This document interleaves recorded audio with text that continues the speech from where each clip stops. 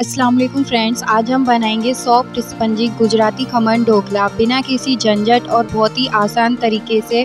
बिल्कुल बाहर जैसा, आप बाहर से खाना भूल जाएंगे घर पर बनाने के बाद। इसके लिए हमें चाहिए 2 कप बेसन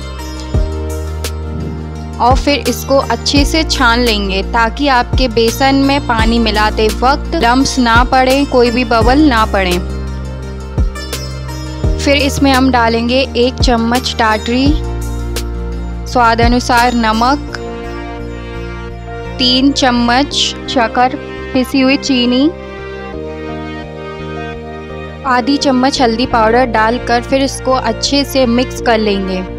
फिर इसमें थोड़ा सा पानी डालकर पहले उसको अच्छे से मिला लेंगे। थोड़ा थोड़ा पानी डालकर ही उसको मिलाना है, एकदम ही पानी नहीं डालना।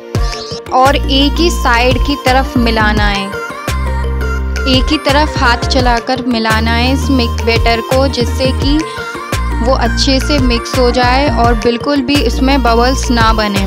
जिस तरीके से आपको दिखाया जा रहा है इसी तरीके से आपको हाथ चलाते हुए बैटर को मिलाना है और किसी दूसरी साइड नहीं घुमाना, एक ही साइड हाथ घुमाते हुए इस बैटर को मिलाना है।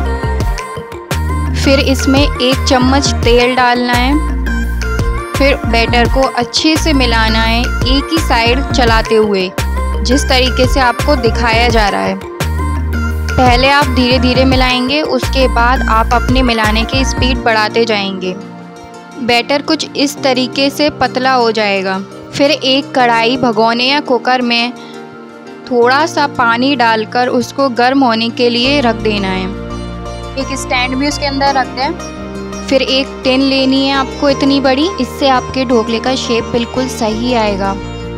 फिर इस टिन में आपको हल्का सा तेल लगा देना है पूरे में, इसकी साइडों पर भी और बीच में भी, जिससे कि जब आप बैटर डालें और ढोकला बनने के बाद जब आप निकालेंगे तो ये चिपकेगा नहीं, आपका ढोकला आसानी से बाहर निकल आएगा। चाहे तो ब्रश से या हाथ से हल्का सा तेल टिन के अंदर लगा सकते हैं, ज़्यादा नहीं लगाना है, बस उस पर चिपड़ना है, चिकना करना है। फिर उस बैटर में 1 छोटी चम्मच बेकिंग सोडा या मीठा सोडा डालकर उसको एक ही तरफ अच्छे से मिलाना है 1 मिनट तक। जैसे कि आपको दिखाया जा रहा है, पूरे 1 मिनट तक उसको अच्छे से मिलाना है, उसमें कोई भी बबल नहीं उठना चाहिए।